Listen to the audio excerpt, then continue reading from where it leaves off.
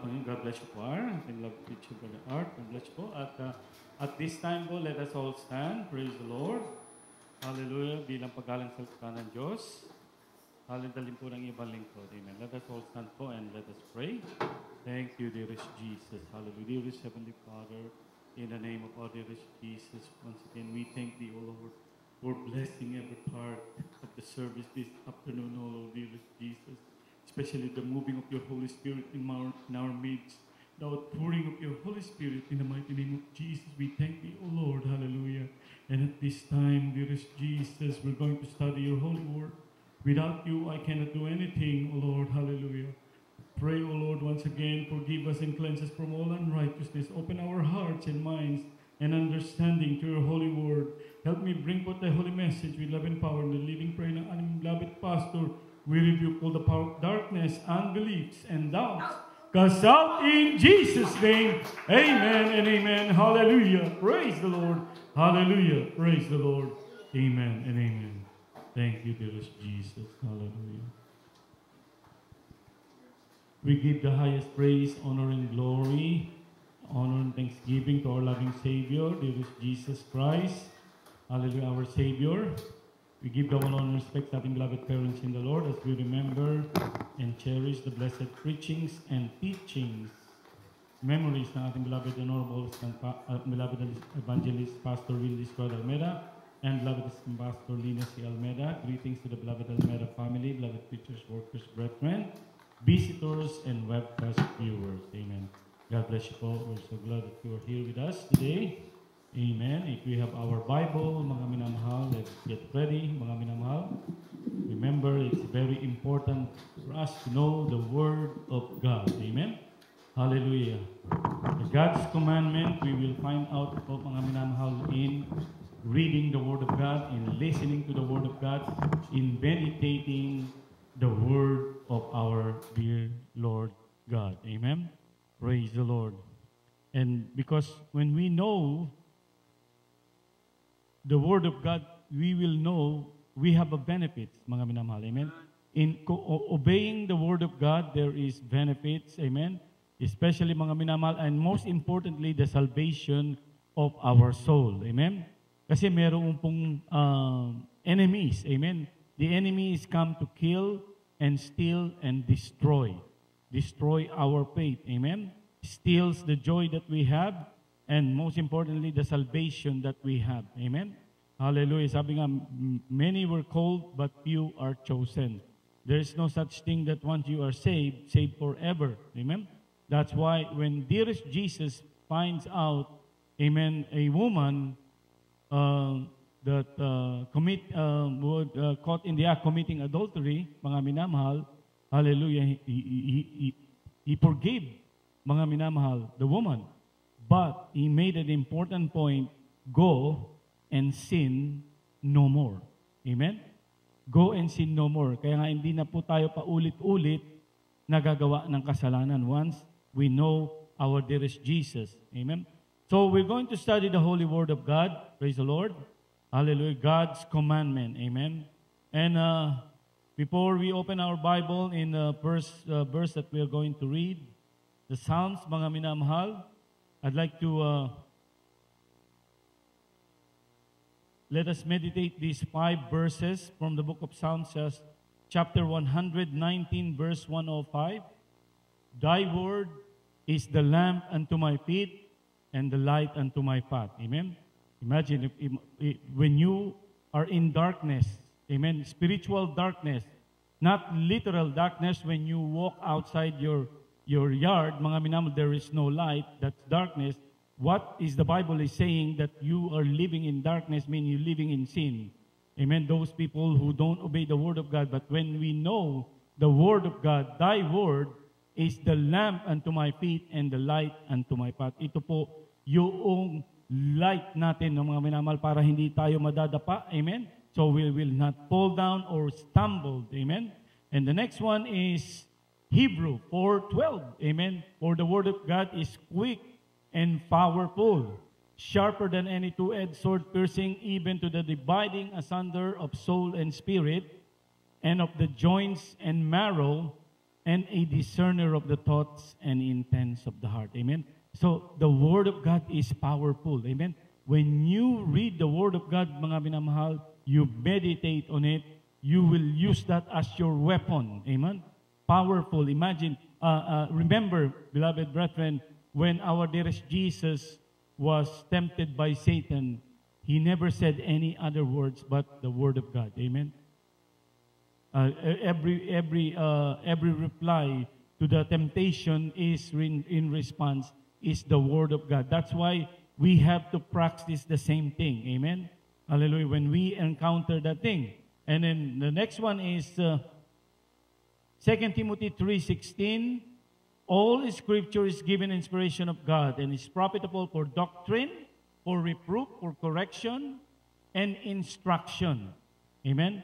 So, important for us to know the doctrine of one God and all the things that our beliefs, reproof, correction, and instruction, and in righteousness, that the man of God may be perfect, thoroughly furnished unto all good works. The next one is Psalms 119:11. Thy word I hid in mine heart, that I might not sin against thee. Amen. When you meditate every time the Word of God, amen. When you are always praying to the Lord and worshiping, you have a morning prayer, you read the Word of God, amen. Hallelujah. You will not commit sin, mga minamahal, amen. Maybe sometimes we are in a moment, mga minamahal, as a unguarded moments, hindi natin sinasadya, amen. Nabigla tayo, mga minamahal, sa mga desisyon natin, amen. But the total differences, mga minamahal, when we are meditating the Word of God, the Bible said, see, when you hide the Word of God in your heart, amen, it will stop you from committing sin. Amen? Can you say amen? Amen. Praise the Lord. And the next one is Matthew 4, verse 5. Man shall not live alone. Amen? This is one of the answer of our dearest Jesus to Satan. He answered, if thou art the Son of Man, or Son of God, turn this stone into bread. But he answered and said, it is written, man shall not live by bread alone, but by every word, amen, word that proceeded out of the mouth of God. Amen? Palakpakan natin ating mahal na Panginoon. Let's clap our hands to our dearest Jesus. So, these are few verses that I'd like to share with you how it is important for us, amen, to read the Bible, amen, to meditate it. If you can memorize it, it's much better. But, mga minamahal, you have to also live for it, mga minamahal. Susunod tayo sa kalooban ng mahal na Panginoon. Amen? Hallelujah.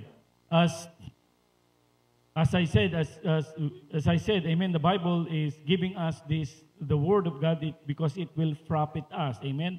We will be prosper, we will be blessed.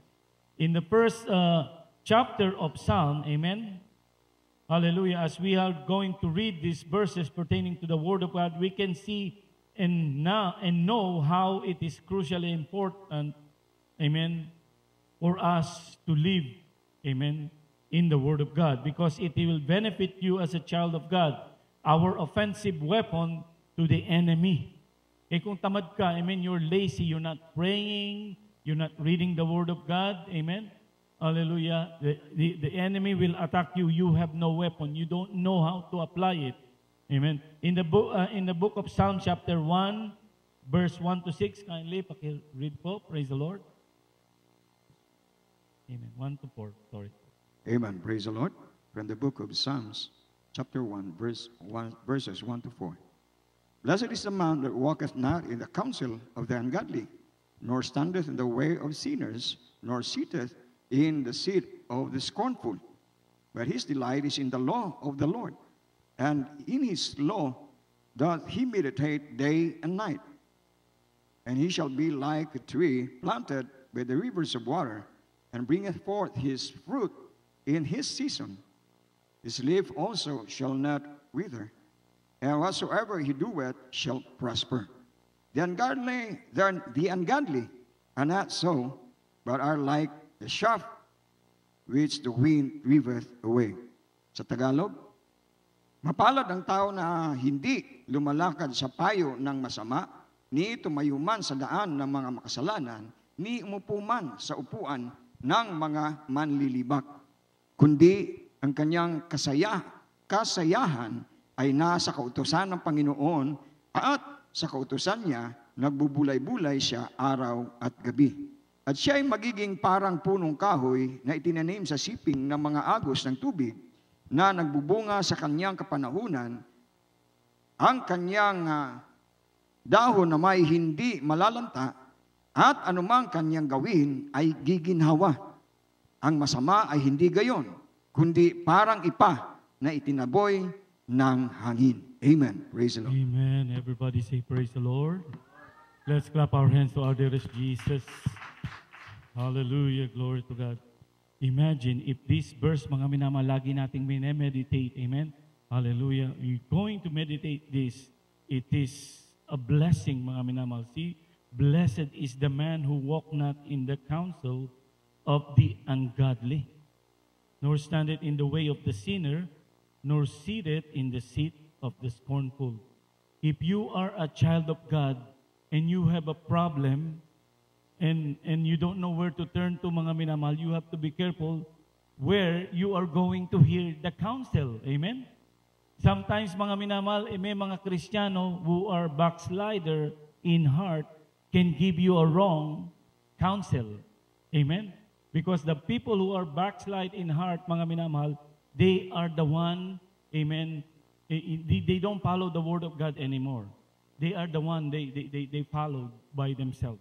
In the book of Proverbs 14, verse 14, amen, if we can put this Bible verse, mga minamahal, and he don't follow anybody but himself or herself. So, be careful, mga minamahal. That's why, blessed is the man that walk not in the counsel of the ungodly, or standeth in the way of sinners, nor seated on the seat of the scornful. Amen? But his delight is in the law of the Lord, and in his law doth he meditate day and night. If you meditate day and night, amen, about the Word of God, you will not forget. Amen? You will be always on fire. Did we get the Bible verse? Kindly po. Proverbs 14:14. If you, isingit lang po natin, mga minamahal. I don't have that one. Yes. Ito na po pala. The backslider in heart shall be filled with his own ways. Own ways. Siya yung nasusunod. Even though this is a Christian person, mga minamahal, amen, he is a backslider or she is a backslider in heart, filled with his own ways. How could you get a counsel, mga minamahal, sa Kristiyanong malamig? Amen? O sa Kristiyanong hindi masunurin? Amen? Kristiyano, mga minamahal, sa bibig lamang. Amen? Hallelujah. So we have to be wise and careful, mga minamahal. Amen? Hallelujah. The advice that you might get, it will make a big turn for your life to get, mga minamahal, in trouble. Amen? Kahit sa when you are driving, mga minamahal, if there is a warning there that signs there is no outlet, it means that is the end of the road. And you disregard that sign and keep on traveling, boom, and you don't know it is a cliff, mga minamahal. Yung pala ay bangin, you will fall down. Amen? So be careful where you get your counsel. Amen? That's the one, the first verse that says there, blessed is the man who walk not in the counsel of the ungodly. Amen? Nor standeth in the way of sinner, nor seated in the seat of the scornful. What is a scornful? Manglilibak, mga minamahal. Amen? Amen? But the blessed person is in verse 2 says, that his delight is in the law of the Lord. And in his law doth he meditate day and night. When you meditate day and night, the Bible said you will be like a tree that planted by the rivers of water. Amen? That bringeth forth his fruit in his season. Oh, and his leaf also shall not wither. Hindi raw malalanta ang kanyang dahon. Amen? His leaf. Amen? And shall not wither, and whatsoever he doeth shall prosper. Kasi nga, you are guided by the Holy Spirit. You are prayerful. Amen? Whatever you do will prosper. Giginhawa ka raw. Ano mang gawin. Dahil once you make a decision, mga minamahal, na ito ay mali, you will determine already, mga minamahal, because you have the Holy Spirit of God, you will able to discern this is wrong. Amen. That is wrong. If you are prayerful. But there are problems also sa mga Kristiyano when you turn off your conscience. Have you heard about that? When you turn off your conscience, I know this is wrong, but this is what I feel it's right. That is what I said in on the book of Proverbs 14:14. Amen? Tinurn off mo na yung conscience mo. You just close your eyes. Everybody is doing it. Amen? Majority is doing it. Hindi naman alam sa church na itong ginagawa ko. It's fine. I think. Amen? Then you got in trouble. So, be careful, mga minamahal. Amen? So, that's why when you meditate the Word of God, amen, when you read the Word of God, when you become a reader of the Bible, mga minamahal, and you meditate, but important, mga minamahal, to follow, mga minamahal, amen? Not just to know the Word of God, not just to memorize it, but to live it para ma-practice natin, mga minamahal, amen? Hallelujah, it's important na atin pong isapamuhay ang salita ng Diyos, amen? Hallelujah, that will mostly benefit us as a child of God. You will be prosper. And the second one, mga minamahal, when you hear it and know, and when you obey the Word of God, you will become a strong Christian. Amen? When you hear it and you obey it. Baka narinig mo lang, hindi mo naman, it's okay. Basta ako, dumalo naman ako ngayong Sunday. I feel good. I cry at church, na-filled ako ng Holy Spirit. And then when you go out, you go back to the same habit that you are doing, which is not pleasing unto the Lord. Amen? Hallelujah. You will be pounded in the sand, mga minamahal. Amen? Hindi ka marunong magbigay ng kaputantog. Hindi ka namumuhay ng kabanalan. Amen? Hallelujah. Hindi ka nagbabasa ng Biblia. Hindi ka na nag-aayuno. Fasting is very important. Amen? To our Christian life. Can you say amen? Amen? Everybody say praise the Lord. Praise the Lord. Amen? So it is important, mga minamahal, that we will do all these commandments katulad lang ng gulong ito. Amen? Let's imagine that fasting and prayer, worshiping our dearest Jesus, living in holiness, that's the third will. And the fourth will is you have a meditation. Pagka nag-drive ka, mga minamahal, all your tires are well balanced. Mga minamahal, when you are driving, you will be able to go to your destination without any problem. Amen? But if you are attending but you're not faithfully give your offerings, amen? And the second one is, sa church lang naman dapat magdamit ng ayos, amen? Only in church I can dress well, but outside I can dress whatever I want. And the way also in speaking, mga minamahal, you get too flat tire now. And you, as a Christian, amen, mga minamahal, you will not be able to go smoothly. Amen? Mahihirapan ka. You are going to have difficulties and struggle. So, what I said earlier, when you hear it and know it and apply and obey, you will become a strong Christian. You will be founded on the rock. Who is rock in the Bible? Jesus. Amen? Basahin po natin yung next verse, mga minamahal. Let's read the next verse. Matthew chapter 7, verse 24 to 27. From the book of Matthew chapter 7, verse 24 to 27. Therefore, whosoever heareth this saying of mine, and doeth them, I will liken him unto a wise man, which built his house upon a rock. And the rain descended, and the flood came, and the wind blew, and beat upon the house, and it fell not, for it was founded upon a rock. And every one that heareth this saying of mine, and doeth them not, shall be likened unto a foolish man, which built his house upon the sand. And the rain descended, and the flood came, and the wind blew, and beat upon the house, and it fell, and great was the fall of it. In Tagalog, Kaya ang bawat dumirinig ng aking mga salitang ito at ginaganap ay matutulad sa isang taong matalino na itinayo ang kanyang bahay sa ibabaw ng bato. At lumagpak ang ulan at bumaha at umihip ang mga hangin at hinampas ang bahay na yaon at hindi nabagsak sapagkat natatayo sa ibabaw ng bato.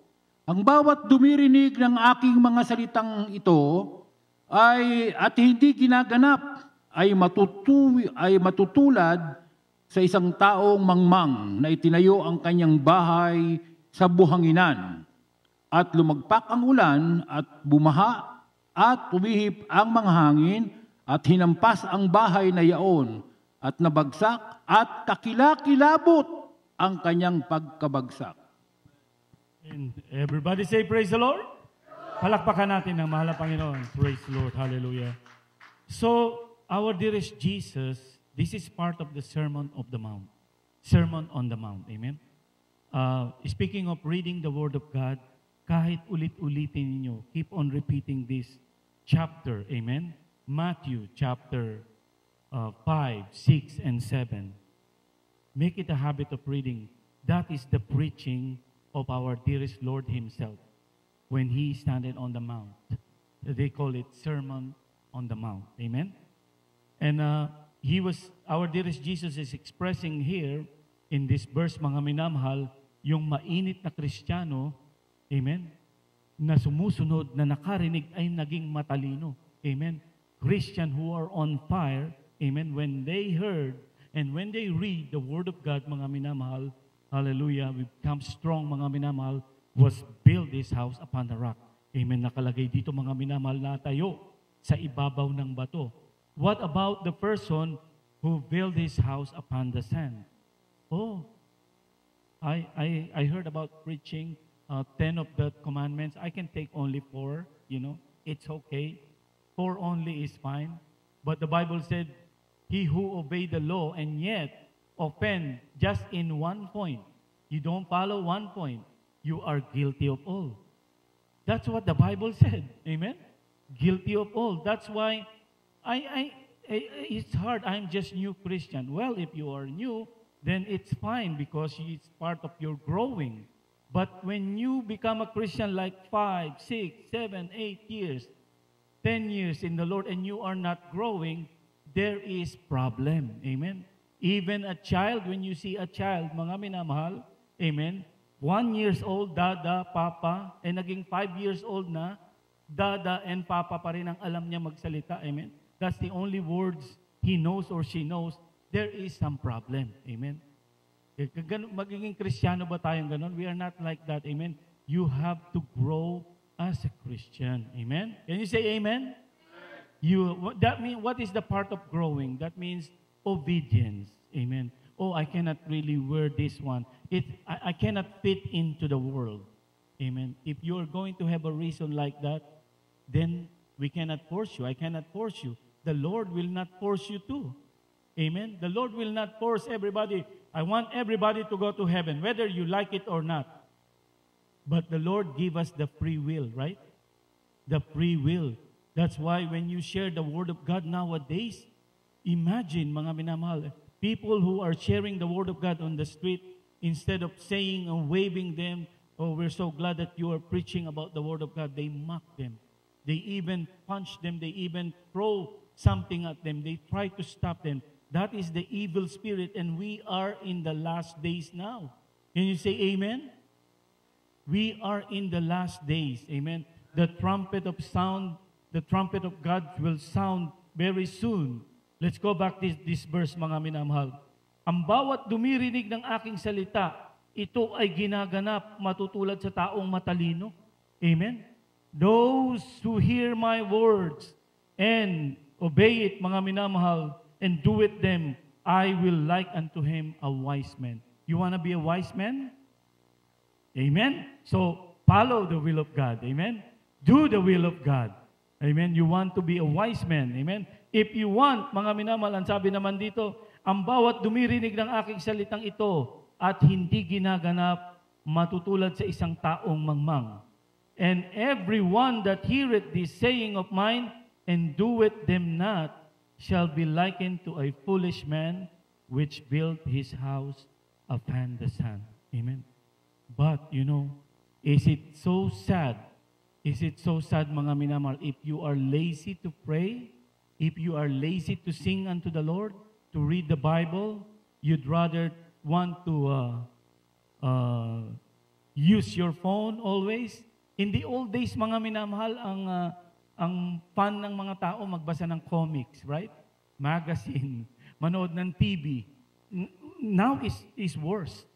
Now is worse because people get addicted to the cell phone. Imagine people who are eating, they want to watch while they're eating. When driving, they want, oh my goodness, we get hooked up on this cell phone. This can be our friend, but can be our enemy too. Amen? And the devil going to use this. And there are a lot of unpleasing things here. And there is a pleasing thing also if you're going to watch our services on the Facebook and on the YouTube. But if you are lazy, hindi ka prayerful, amen, the enemy can strike you down quickly. Write that. Like that, mga minamahal. And you don't know that you become a foolish man. Amen? Hallelujah. And he, as the Bible said here, sabi dito mga minamahal, and everyone that heareth this saying of mine and doeth them not shall be likened unto a foolish man. So, our weapon, mga minamahal, is prayer. Amen. What is our dearest Jesus said? Amen. Pray that ye enter not in to temptation. The flesh is weak. Amen. The spirit is willing, but the flesh is weak. Kaya yung ating self na ito, na ating nilolotionan, tinetake care, amen, if you are not wise, it will become one of our enemy. We have 3 enemies, remember, amen? Number 1 is ourselves. Amen? And the second one is the world, and the third one is the devil. That's why Paul said, amen, when I want to do good things, evil is present. When you want to do good, evil is present. Imagine that. But if you are prayerful, that's why the Bible said, submit. Amen? Submit, magpasakop kayo sa salita ng Diyos. Amen? When you submit yourself to the Word of God, to God, amen, you can cast out the devil. Amen? Submit therefore yourself before God. Amen? Resist the devil, and the devil shall flee. Amen? Let's clap our hands to our dear God. Amen. Praise the Lord.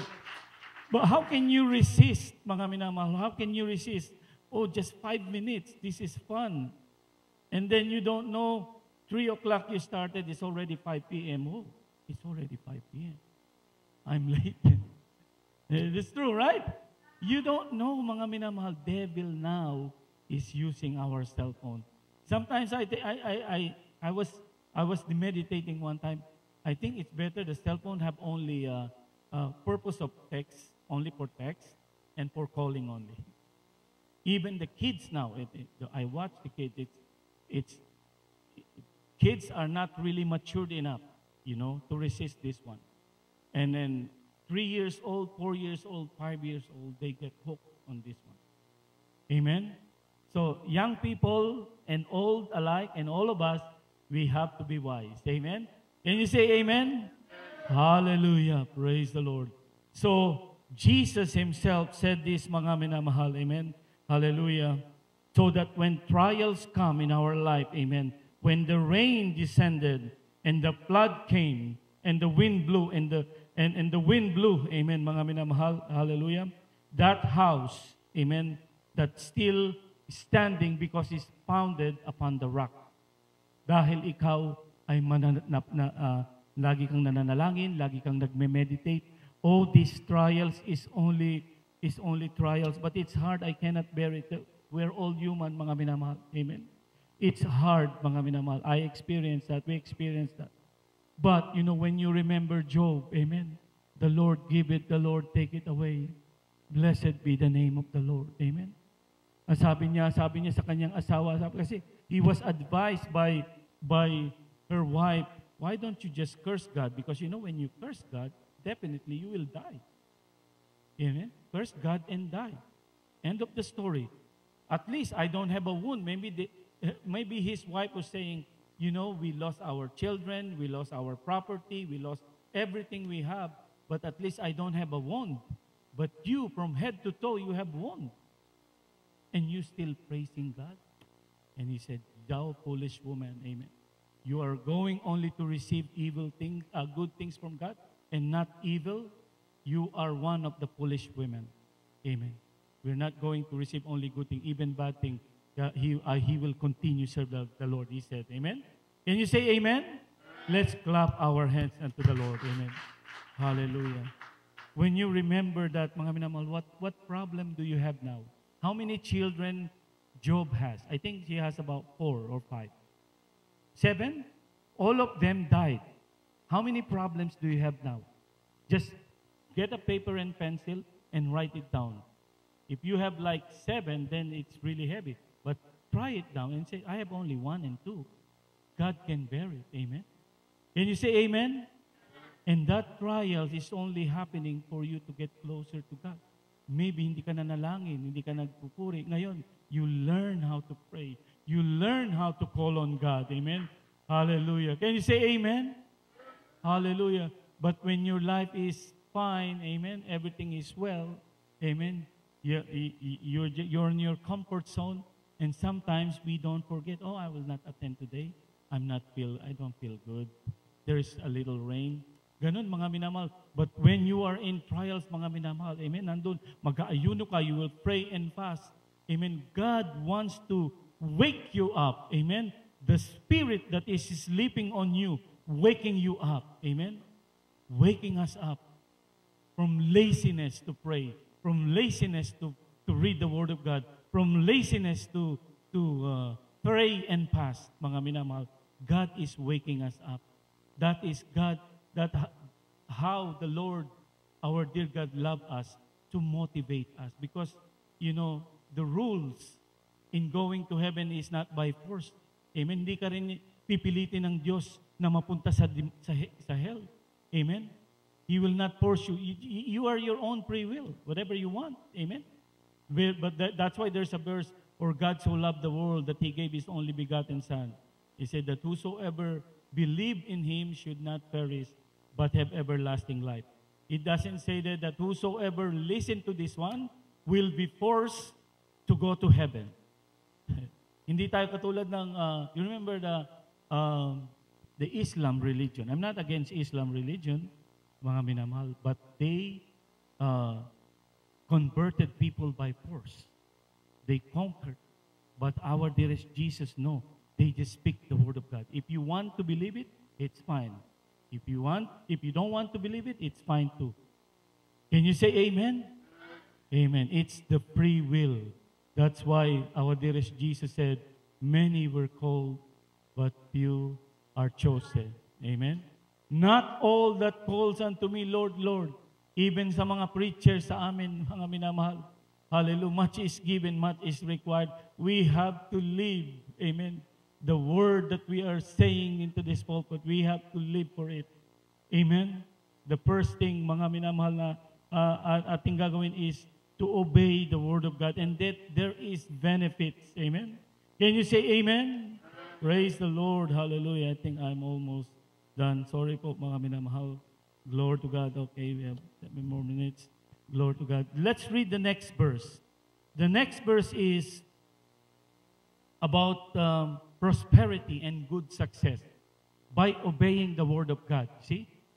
God is giving us the benefits when we obey the Word of God. The first one we had read is the book of Psalms and the book of Matthew about obedience. It's all about obedience. Amen? It's all about obedience. The Word of God we should not know only or memorize, but to obey. Amen? For the Bible said, in Ecclesiastes chapter 12, verse 13, 14. Amen?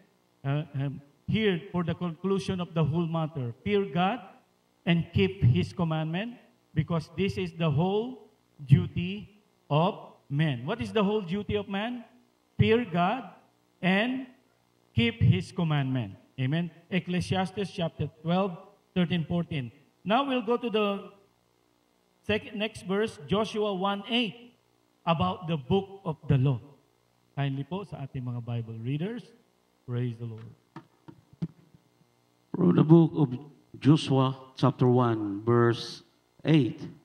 This book of the law shall not depart out of thy mouth, but thou shalt meditate therein day and night, that thou mayest observe to do according to all that is written therein.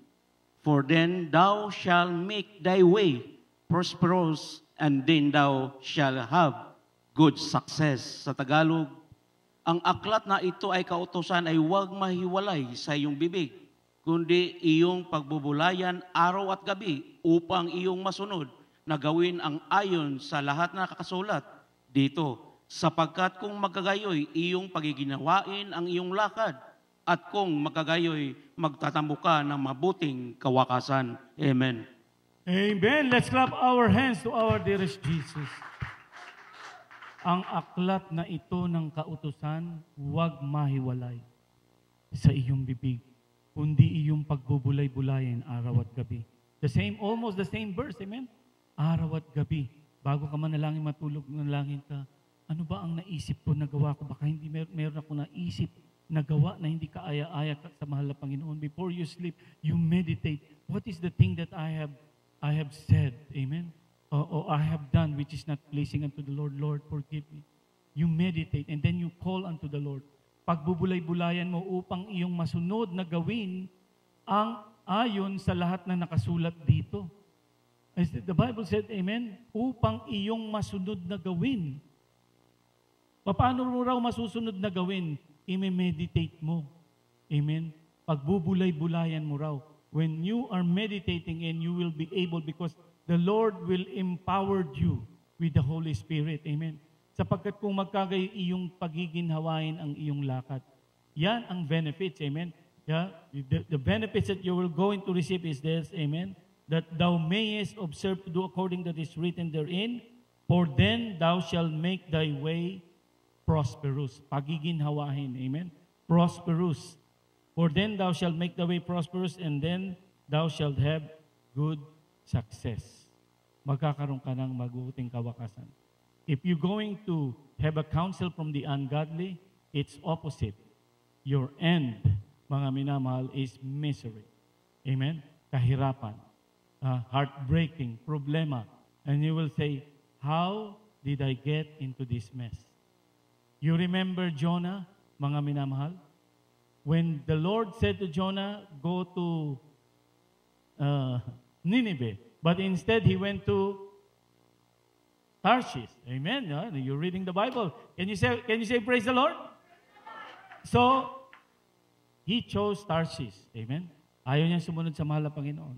And sometimes we don't know that we are always want to go to Tarshish. Amen. Because walang responsibility doon. You know, it's fine.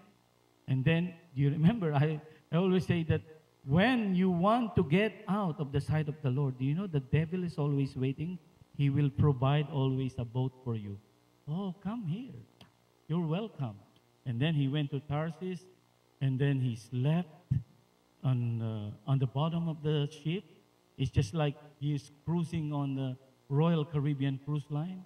He was like cozy. Amen? Oh, I know I did the wrong thing, but I am fine. And then suddenly, after a few hours, mga minamahal, or maybe after a few months, after a few days, or maybe years, and then the typhoon comes, amen. The wind blows, mga minamahal. The rough seas is right there, mga minamahal. And then they wake you up, mga minamahal. Ayun, nangyari. Sabi pa ng mga company niya doon sa boat, oh, what are you doing? Can you at least pray for your God? We are praying for our God. Sabi ng mga crewmen doon, amen?